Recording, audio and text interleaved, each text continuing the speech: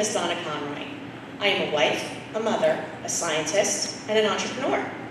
My husband and I own a medical communications company that's grounded in data analytics. Together, we've built an AI-assisted system that looks for answers to challenging medical questions.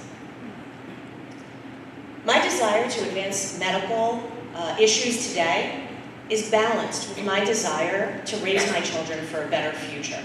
I have 4 children, 2 teenage boys and twin girls in their tween years. The goal for today's talk were to take those data analytics and apply them to goals that families might have today and help identify the pressures that parents have in helping their families reach their goals. To do this, I put out a social survey on my personal Facebook page, and it was shared on both local and national Facebook pages that target parents. Over 170 respondents came in the 2-day period it was on Facebook. And while the results that came in may have a little bit of bias in them because they were on pages of parents who are involved in sports, or have children with allergies, or have children with special needs, or within our local district, I believe that the results that we found here today are very interesting and provide trends, and I'd like to share those with you today. So the first thing we looked at and asked was, what are your goals for your children and for their future? And what we found is that parents want their children to be happy overall. Next, we found that they want to have strong family relationships. Great start. Happiness and good family relationships. The next question that we asked was written in free text, so we gave parents the opportunity to answer this question with as many pressures that prohibit them from getting to those 2 goals as they have. So there was a lot of data that came in. When 170 plus people respond and they talk about all the pressures in their life, there's a lot of answers on that page. So we took it and we tried to look at the data and say, where are these groups and where do they belong? Do they fall into anything similar? And what we found is that they actually fell into 3 different categories. The first is outside influences. 30% of the pressure that we're feeling and prohibiting us from getting to our goals of happiness and strong family relationships are coming from the outside.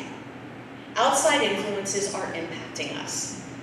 But surprisingly, 70% of our pressures are coming from right in our homes. In 2 different ways. One, the situations that we may be in and the challenges that come from those situations. And secondly, from the people in our homes. So let's break each one of these 3 down for you. First is the outside influences. People feel pressure from their community. That not only includes parents feeling pressure from their peers, but parents are also feeling pressure from their kids' peers too. Next, they're feeling pressure from societal messages, whether that's in the news or that's on social media that they're reading. They feel the pressure coming from societal messages. And finally, they're feeling pressure from technology. We feel overloaded with this technology. And in addition, we're not really sure how to manage all the technology that's out there, and that scares us when we're thinking about raising our families. The next thing that came up were the situational challenges, and I want to point out that while situational challenges are almost 30% of the pressures that we feel, almost half of that was lack of time. This issue is going to come up in future survey questions that I'm going to share with you as well. But time was very important to parents, and we're feeling like we don't have it. Next was lack of money. Next after that was pressures and stresses of dealing with children with special needs or individualized needs. And finally, parents feel like they too don't have a support system, whether that's because they don't have a spouse or a significant other, or they don't have a participatory spouse or significant other, or if they're off on duty. There are many different reasons why we don't have support systems, but it's leading to pressure in us. Next, and the most significant pressure that we feel are from the people right in our own homes. Interestingly enough, just by a little bit, by a hair, by 1%, parents feel that stress from themselves more than they feel it from their kids, but their kids do play a role in the stress that they feel. So let's talk about those parental stresses. We are not confident about how we are parenting. We are questioning ourselves. We're worried about advice and support. There's this invisible barometer in our homes, and we don't know how high to go with the advice and support or how low to go. I read through answers like, I don't know if I'm giving enough support, or maybe I need to back off just a little bit. Am I letting my kids fail enough, or do I need to support them more? There was this barometer in all of the answers that we saw, and parents are looking for the Goldilocks solution of just enough advice and support that they're giving their children. They're stressed out about it. They feel the pressure because they don't feel like their kids will be happy, and they can't have close relationships with them unless we get this right. In addition to that, we're also seeing that we're worried about teaching them self-worth. We're worried about making them accountable enough. Oddly, parents, no parent noted anywhere that they were worried about making them too accountable. So just keep that out there on the side. We're worried about goals. We're worried about making sure we're balancing, forcing our goals, what we want for them, versus what they want themselves. We're teaching them life balance and worried about, a good example with my work-life balance is it teaching them how to balance their school and their family and their sports. And finally, we're worried about prioritization. What's interesting is that what we're worried about prioritizing is our feeble attempts at giving our children and strengthening their faith. We're also worried about strengthening their cultural values and traditions. And we're afraid that as we live in this American society, we are missing out on those two components today. Parents are stressed out. I felt the pressure jumping off the survey pages with every comment I read. Now add on top of that, children's attitudes.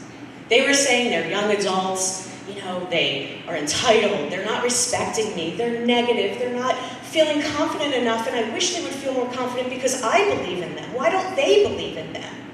Add all this together, families, we are in a pressure cooker environment, and it's coming from within our house.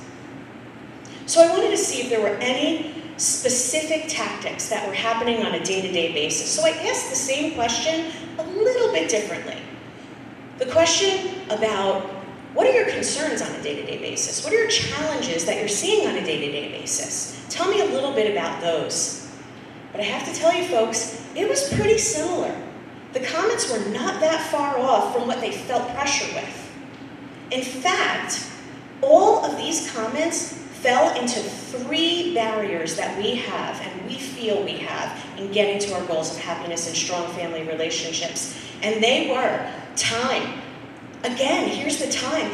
Parents, we're lacking time. 65% of you said, this is my biggest day-to-day concern. I don't have enough time with my family. I have a job. My spouse has a job. My kids are in a gajillion extracurricular activities, and they need to do that so that they can get into the right college. We don't have the family time anymore. And it's bothering us. We're still concerned about our parenting skills. Am I giving them the right advice? I don't know what to do to help them. I can't keep up with this technology. We have 0 confidence in our parenting skills. And then finally, communication. I'm trying to talk to them, but they're not answering me. I see it myself. I ask my sons, how was your day? It was good, Mom. Can you extrapolate on that? It was very good, Mom. That's what happens. How do we fix this? So where are we going to fix these 3 issues? Lack of time, confidence with our parenting skills, and bettering our communication within our families. How are we fixing this? Where are we finding these answers? And folks, this is where social media finally reared its ugly head. More than 50%, if you add talking into our peers and social media, more than 50% of parents said this is where they go. This is the source of these issues. So 70% of our issues are happening right inside our homes, but 50% of us are going outside looking for the answer. We are in this pressure cooker environment, and as parents, we have to think this through and think about where we're going to get our advice. Because short term, I get it. I see all the other parents on social media, all my other friends, they're dealing with the same issues I'm dealing with. He won't talk to me. I'm dealing with it too. Short term, I feel better when I go out there. But long term, it's just adding fuel to the fire and making us feel worse. So what can we do? I think we need to do two very specific things in order to get to our goals of happiness and stronger family relationships. First is, we need to really think about our own relationship pyramids. What are we showing our kids? Where do we go first? Are we going to the bottom of the pyramid where the relationships are less intimate and filled with many opinions that are very happy to tell us we're not parenting well and your family isn't doing it right? Or are we starting at the top?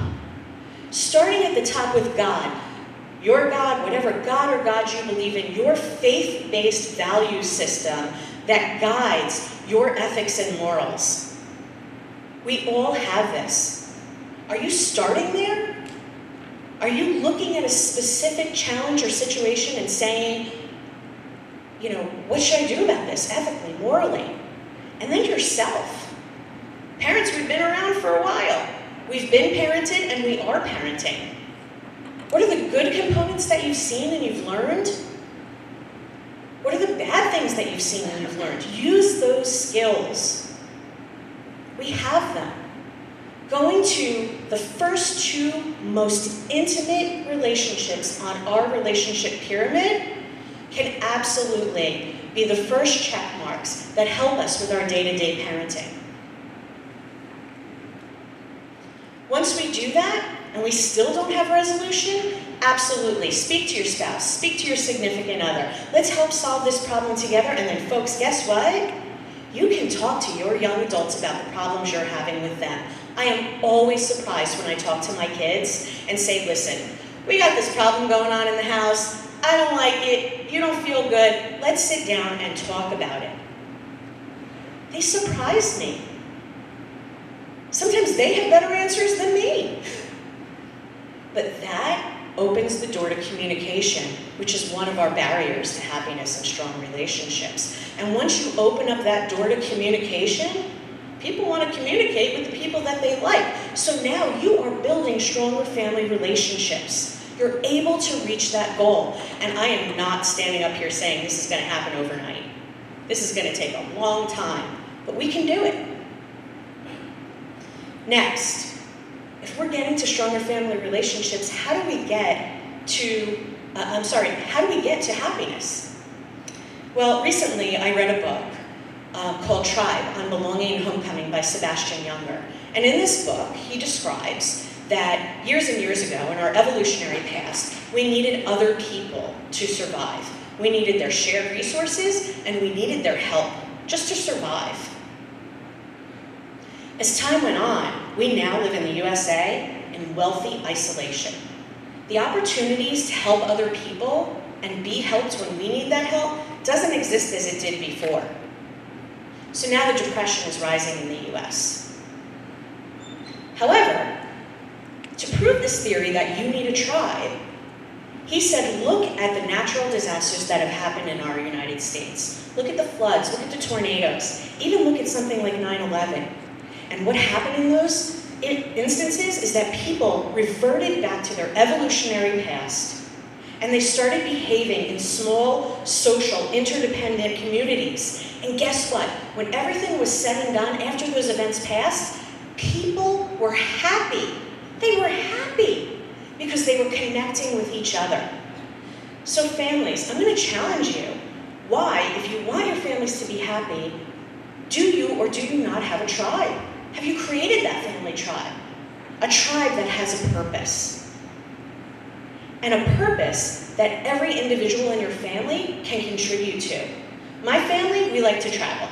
We travel not for the sake of traveling or sitting on a beach, but we like to visit other areas where we can learn patience, right? Because you have to be patient when you travel. But we also like to teach our kids about the differences around the world and understanding of other people. But guess what? Traveling with 6 people, not cheap. So in our house, guess what, kids? This is where your purpose comes in. The Conroy kids have chores. And they have to do them because I don't want to have to outsource all of the work that needs to be done in our house so we can save money and we can go on trips. What's your family's purpose? Is it volunteering? Is it going to the movies and talking about it? What brings you together and allows you to spend more time together that everyone's excited about? I want to thank all of the parents who contributed to the survey. There was a lot of very raw and very real data in that survey, and without them, I could not have put this lecture together. Thank you.